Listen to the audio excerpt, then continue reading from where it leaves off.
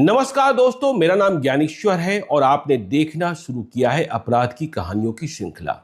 आज एक ऐसी कहानी लेकर हम आपके सामने हाजिर हैं जिसमें आप ये जानेंगे कि कैसे एक YouTube वीडियो देखने के बाद अपराधी चंगुल में फंस जाता है।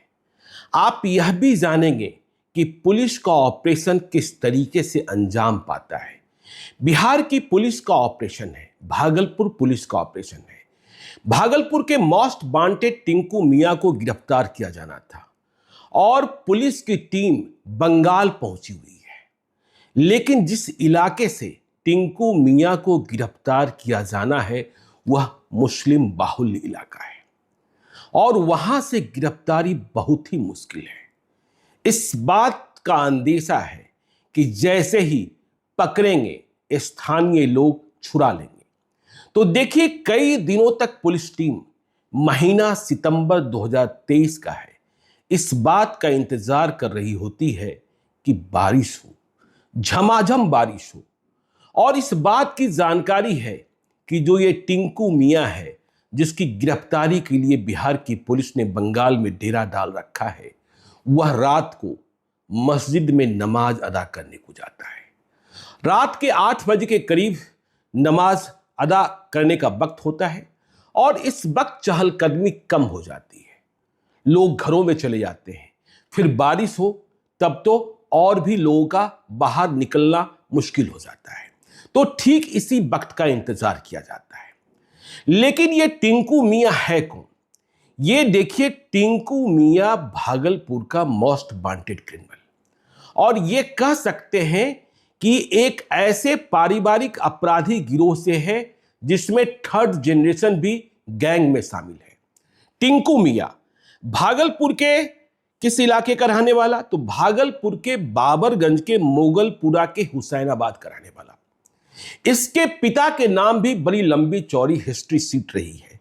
पिता का नाम फेकू मियां था। भागलपुर के लोग जानते हैं कि भागलपुर के अंडरवर्ल्ड में फेकू मियां बनाम इनायतुल्लाह अंसारी गिरोह की लड़ाई किस तरीके से रही है। तो देखिए, फेकू मियां जो टिंकू मियां का बाप था, उसकी हत्या 9 दिसंबर 2010 को कर दी जाती है। इसके बाद पूरे गिरोह की कमान टिंकू मियां संभाल लेता है और टिंकू मियां के बाकी भाई भी गिरोह में शामिल हो जाते हैं। समझ सकते हैं कि टिंकू मियां के जो दूसरे 2 भाई हैं वह भी इजहार और इंतजार जेल में है। बेटा भी अपराध की दुनिया में है। तो टिंकू मियां मोस्ट वांटेड की सूची में शामिल। लेकिन पुलिस को जानकारी क्या है?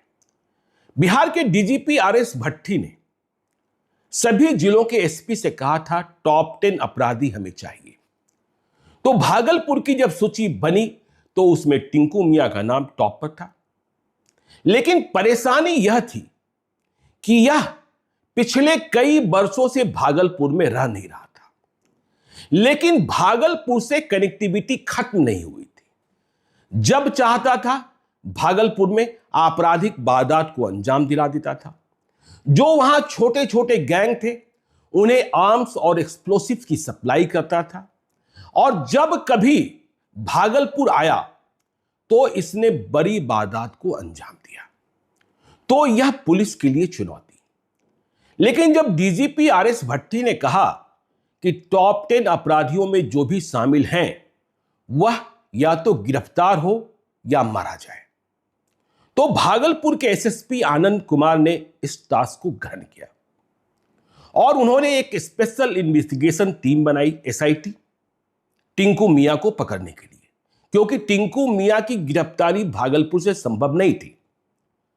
तो Anand Kumar, DSP law and order, उनके नेतृत्व में टीम बन गई। उसमें सबौर के एसएचओ विवेक जायसवाल और बाईपास के एसएचओ ओम प्रकाश शामिल किए गए।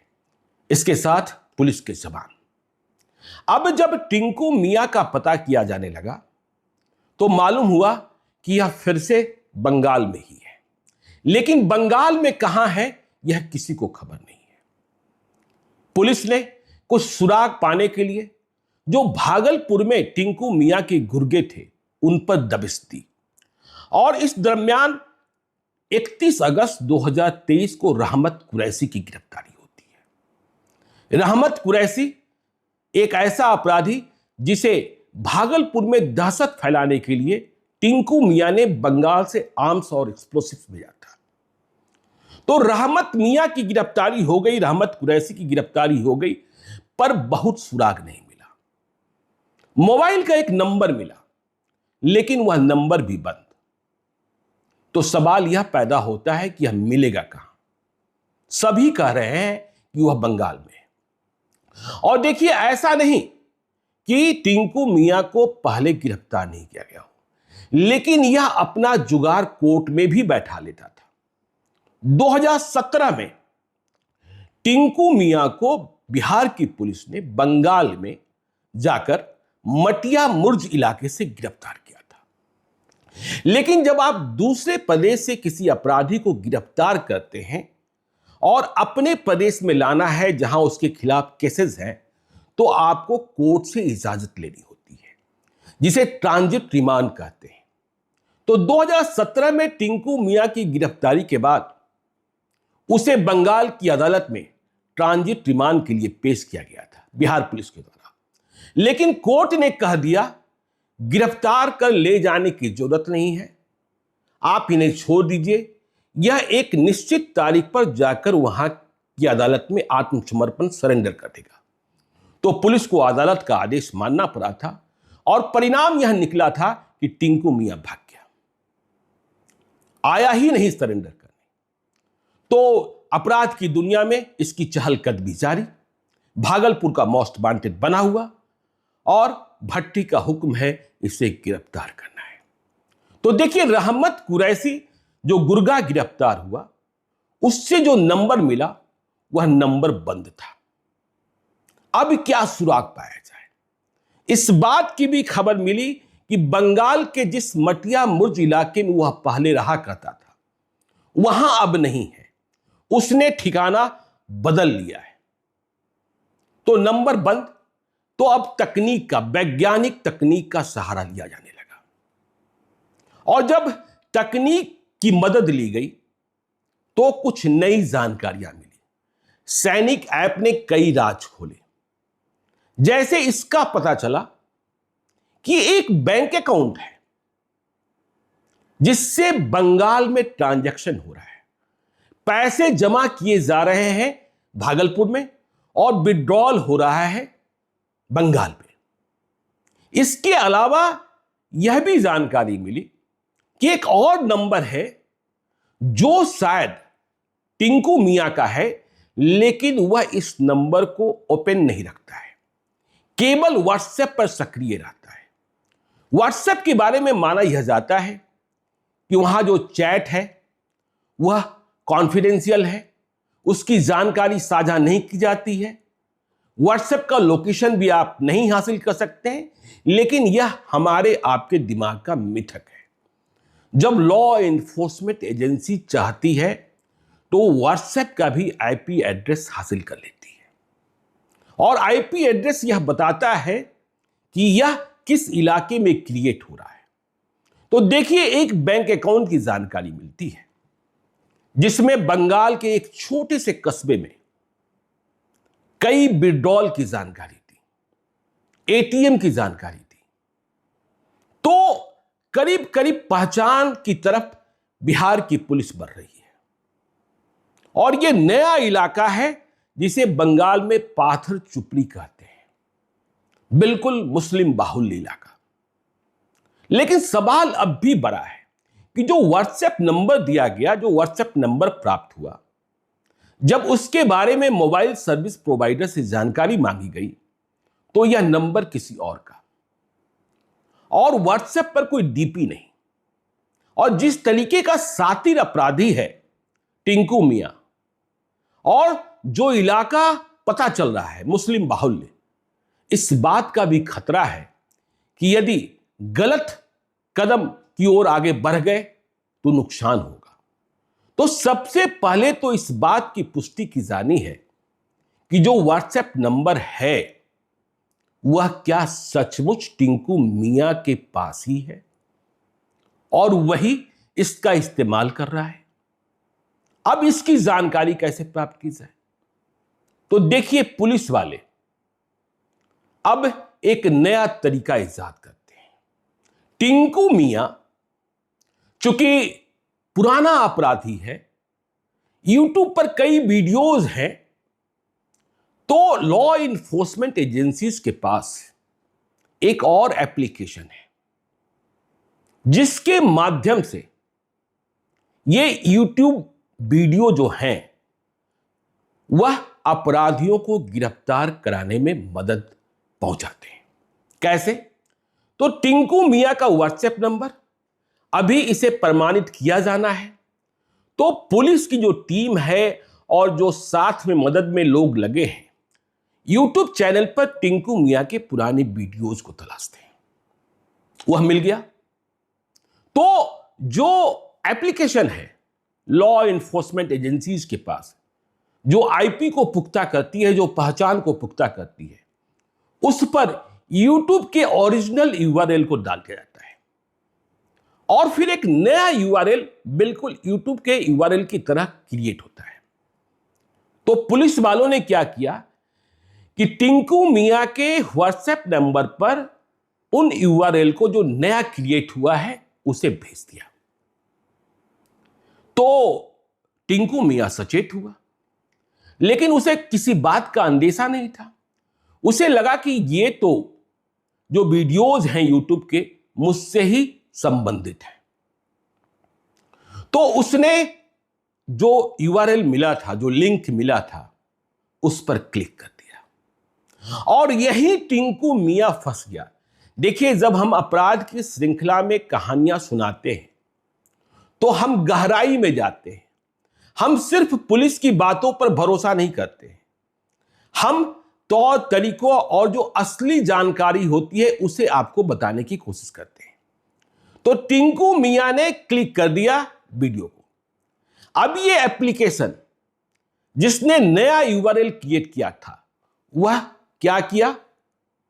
हुआ ये कि जैसे ही टिंकू मियां ने वीडियो देखना शुरू किया अपने मोबाइल पर, ये जो लॉ इन्फोर्समेंट एजेंसीज के पास एप्लीकेशन है, उसने वीडियो देखने वाले व्यक्ति की तस्वीर कैद कर ली।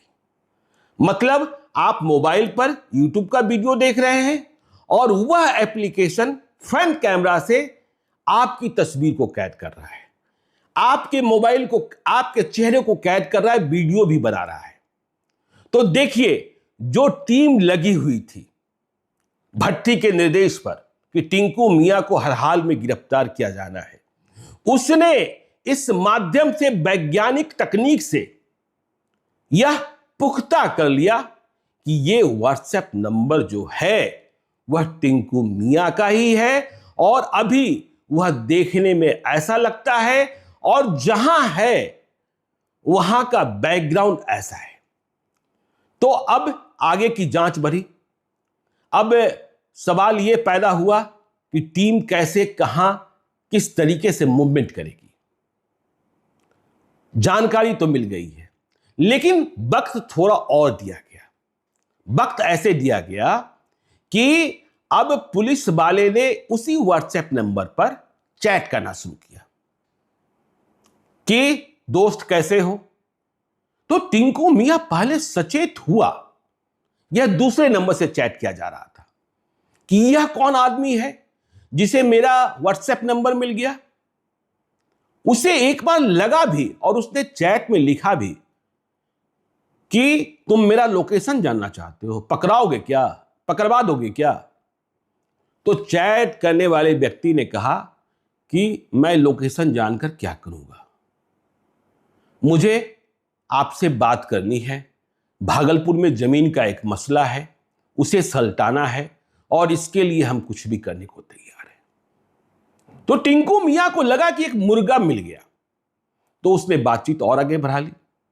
तो अब देखिए, यूट्यूब और व्हाट्सएप के चैट से, व्हाट्सएप से भी बिहार पुलिस ने संपर्क किया कि ये जो व्हाट्सएप चैट हो रहा है इसका आईपी एड्रेस क्या है, मतलब यह कहां से आईपी एड्रेस क्रिएट हो रहा है। तो फिर से वही पाठर चुपरी इलाका। और पुलिस पहुंचते पहुंचते पहुंचते पहुंचते 15 मिनट के रेडियस 15 मीटर के रेडियस में पहुंच गई कि इसी 15 मीटर के रेडियस में टिंकू मियां का आना जाना रहना ठहरना है। लेकिन फिर से वही सवाल कि गिरफ्तारी कैसे होगी। यदि गिरफ्तारी का प्रयास किया जाएगा तो विरोध होगा, छुड़ा लिया जाएगा, पुलिस बल पर हमला भी होगा।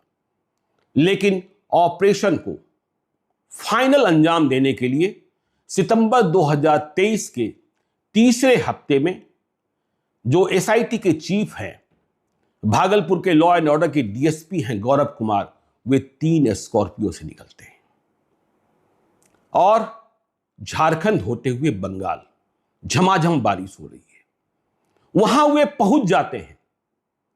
तो पहले तो रेकी की जानी है।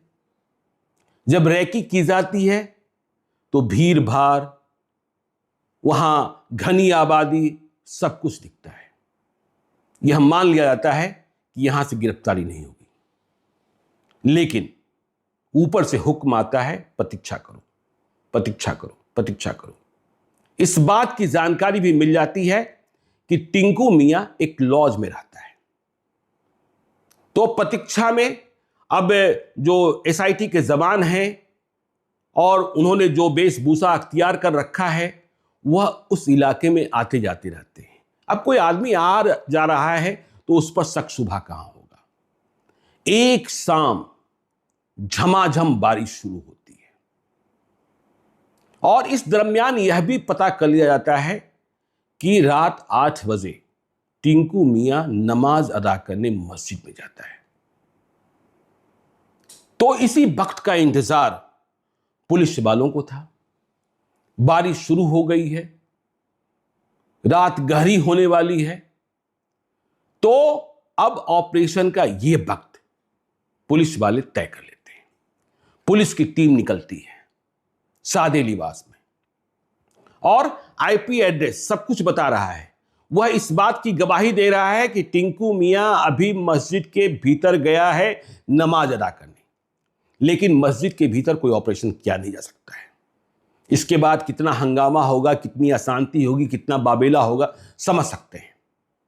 तो मस्जिद के आसपास इर्द गिर्द ये बिहार पुलिस के जवान जो गौरव कुमार के नेतृत्व में हैं, छुपे रहते हैं।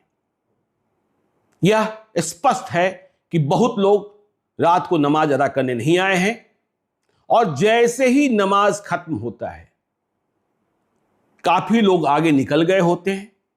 यह टिंकू मियां बाद में निकलता है और जैसे ही निकलता है वैसे ही पुलिस के जवान, एसआईटी के जवान जो इधर उधर छुपे हैं, वे झपट्टा मारते हैं। यदि कुछ भी समझ में आता टिंकू मियां को और स्थानीय लोगों को, तो फिर तो दूसरा ही बखेरा होना था। लोग कुछ समझ पाते, टिंकू मियां कुछ समझ पाता, इसके पहले ही उसके सर पर तौलिया और पुलिस के जवान उसे उठाकर दौड़कर भागते हैं, दौड़ते हुए भागते हैं और गाड़ी में बैठाकर रफू चक्कर। कुछ देर के बाद वहां हंगामा खड़ा हो जाता है कि पुलिस वाले आए थे या कौन आया था पता नहीं, लेकिन इस इलाके से एक व्यक्ति को उठाकर ले जाया गया है। अब वह व्यक्ति चूंकि उसी इलाके के एक लॉज में रह रहा था, तो लॉज से एक व्यक्ति लापता है। लेकिन इस बार पुलिस कोई मौका नहीं चूकती है और टिंकू मियां को लेकर सीधे बिहार के लिए रवाना हो जाती है। यह बाद में तय होगा कि गिरफ्तारी कहां दिखाएंगे, क्या करेंगे, क्या नहीं करेंगे। लेकिन भागलपुर का मोस्ट वांटेड टिंकू मियां, जो अपराध की दुनिया का बादशाह था, बैठा होता था बंगाल में, अपराध की घटनाओं को अंजाम दिलाता था।